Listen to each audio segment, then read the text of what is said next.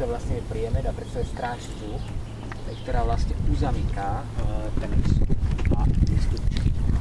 V tomto prípade, ako keby v tom mlyne je presne, kde tá žuraťa. Kde je teda meridiana najsilnejšia? No, tu dole. Tu dole, medzi vodou a horou. Všimnite si, je tam plošinka. Vidíte, je to taká voľná tráva. Hej, to je presne meridianové centrum. Hej, kde je tá čky najsilnejšia.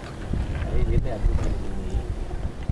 Keby ste tam išli, minulé my sme boli na tom workshope, čo sme mali, ste boli vtedy? To sme boli pri tej lanovke. Áno. Boli sme priamo v tom meridianovom centre pozrieť. Normálne je to tam videno, keď sa pozriete na ten terén, pretože aj z boku, keď budete vidieť, tá hora bude klesať takto a v tomto bode, ako je tam, sa dostane do rovinky. Do rovinky, na konci tej rovinky je kostol. Vidíte ten kostol tam ďalej? Dole, tak taká, ako je rovinka, tak tam je taká malá, že to je z obrovský kostol. A odtiaľ tá hora sa zase zanáhľa.